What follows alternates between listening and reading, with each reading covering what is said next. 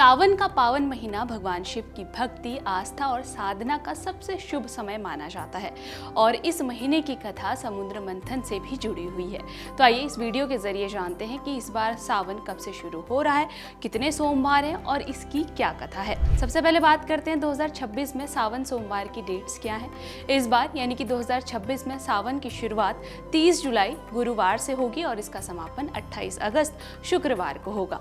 इस बार सावन में कुल 4 सोमवार पड़ेंगे, जिसमें पहला सोमवार 3 अगस्त को है, दूसरा सोमवार 10 अगस्त को है, तीसरा सोमवार 17 अगस्त को है और चौथा सोमवार 24 अगस्त को आ रहा है। तो आइए अब ये जानते हैं कि सावन की कथा समुद्र मंथन से कैसे जुड़ी हुई है। शिव पुराण के अनुसार सावन महीने का महत्व समुद्र मंथन की कथा से जुड़ा हुआ है। पौराणिक मान्यता के अनुसार कहा जाता है कि एक समय देवताओं और असुरों के बीच अमृत पाने के लिए समुद्र मंथन किया गया। देवता चाहते थे कि अमृत उन्हें मिले ताकि वो धर्म की रक्षा कर सके, जबकि असुर अमर होना चाहते थे। समुद्र मंथन के लिए मंदार पर्वत को मथनी बनाया गया और नागराज वासुकी को रस्सी की तरह इस्तेमाल किया गया। लेकिन जैसे ही मंदार पर्वत को समुद्र में डाला, वो डूबने लगा। तब भगवान विष्णु ने कछुए का रूप धारण किया और अपनी पीठ पर पर्वत को संभाल लिया। भगवान विष्णु के इस रूप को कूर्म अवतार भी कहा जाता है। इसके बाद वासुकी नाग को पर्वत के चारों ओर लपेटा गया। एक ओर देवताओं ने और दूसरी ओर असुरों ने पकड़कर समुद्र मंथन शुरू किया। इसी समुद्र मंथन से कई दिव्य रत्न निकले, जिसमें से एक अत्यंत विषैला हलाहल विष भी था। आइए अब ये जानते हैं कि भगवान शिव ने हलाहल विष क्यों पिया।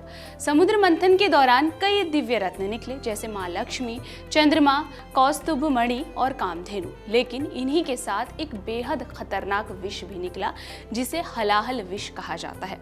ये विष इतना शक्तिशाली था कि इसकी एक बूंद भी पूरी सृष्टि का नाश कर सकती थी। इसलिए न तो देवता और न ही असुर इसे स्वीकार करने के लिए तैयार हुए। जब सभी देवता इस संकट का समाधान खोजते हुए भगवान शिव के पास पहुंचे, तब शिव ने संसार की रक्षा के लिए स्वयं हलाहल विष पीने का निर्णय लिया। जैसे ही उन्होंने विष का पान किया, उनके शरीर में तेज जलन और पीड़ा होने लगी। ये देखकर मां पार्वती ने तुरंत भगवान शिव का कंठ पकड़ लिया ताकि विष उनके शरीर में नीचे ना जा सके। विष उनके गले में ही रुक गया और उनका कंठ नीले रंग का हो गया। तभी से भगवान शिव को नीलकंठ के नाम से भी जाना जाता है।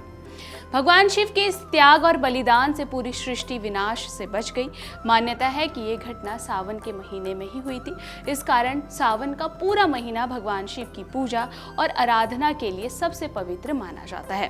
तो आइए अभी जानते हैं कि भगवान शिव को गंगा जल क्यों चढ़ाया जाता है।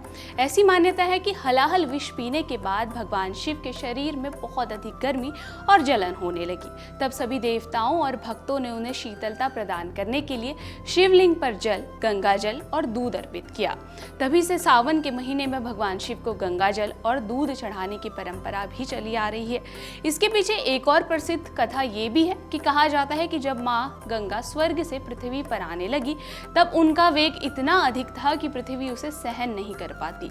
ऐसे में भगवान शिव ने अपनी जटाओं में माँ गंगा को धारण किया और उनके वेग को नियंत्रण किया। इसके बाद ही माँ गंगा शांत रूप से पृथ्वी पर अवतरित हुई। इसी वजह से गंगा जल भगवान शिव को अत्यंत प्रिय माना जाता है और सावन में गंगा जल अर्पित करना विशेष फलदायी और पुण्यदायी कहा जाता है।